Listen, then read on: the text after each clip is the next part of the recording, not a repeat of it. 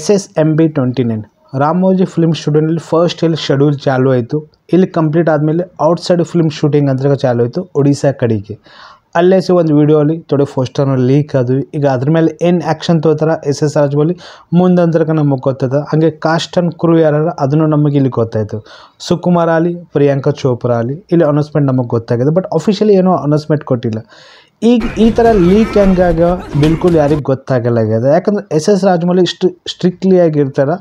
Mahesh Babu look ಏನದ ಅದು ಇನ್ನೂ ರಿವೀಲ್ ಆಗಿಲ್ಲ. ರೀಸೆಂಟ್ಲಿ ನಾವು ಅದು ಕ್ಯಾಪ್ ಇಟ್ಕೊಂಡು ಬಂದು ಅದೇ ಲುಕ್ ಇರ್ತೀವಿ ನಾವು ಅನ್ಕೊಂಡ್ವಿ. ಬಟ್ ಮತ್ತು ಲುಕ್ ಇಲ್ಲಿ ಚೇಂಜ್ ಆಯಿತು. ಮತ್ತು ಇಲ್ಲಿ ಹನುಮಾನ್ಜಿ ರೆಫರೆನ್ಸ್ ತೊಗೊಂಡಿಗೆ ಇದು ಮೂವಿ ಸ್ಟೋರಿ ಇರ್ಬೋದಾ ಏನು ಇರ್ಲಕ್ಕಾಗಲ್ಲ. ಯಾಕಂದ್ರೆ ಮಹಾಭಾರತ ಇತಿಹಾಸ ಇರ್ಬೋದಾ ಫಿಲ್ಮಲ್ಲಿ ಇರ್ಬೋದು ಮತ್ತು ಇರ್ಲಕ್ಕೂ ಆಗಲ್ಲ. ಏನು ಅಫಿಷಿಯಲಿ ಅನೌನ್ಸ್ಮೆಂಟ್ ಕೊಟ್ಟಿಲ್ಲ.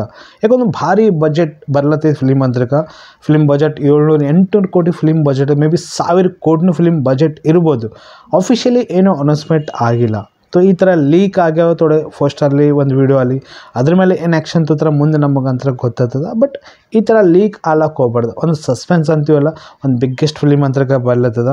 ಗುಂಟೂರು ಕಾರಂ ಅಂತ ಪರಿ ಸಕ್ಸಸ್ ಅಲ್ಲಿಕ್ಕೂ. ಬಟ್ ಈ ಮೂವಿ ಮೇಲೆ ಮುಟ್ಟ ಫೋಕಸ್ ಅಂತಕಾರ ಮಹೇಶ್ ಬಾಬು ಅವರು. ಸೊ ನೋಡ್ಬೇಕಾದ್ರೆ ಇದ್ರ ಮೇಲೆ ಮತ್ತೇನು ಒಪಿನಿಯನ್ ಕೊಡ್ತಾರೆ SS ರಾಜಮೌಳಿ ಅವರು. ಈ ಥರ ಲೀಕ್ ಮುಂದೆ ಅಂತಕ್ಕೆ ಆಗಬಾರ್ದು. ಸೊ ಇದ್ರ ಮೇಲೆ ನೀವು ಏನಾದರೂ ಕಾಮೆಂಟ್ ಮಾಡಿ. Take care, bye bye.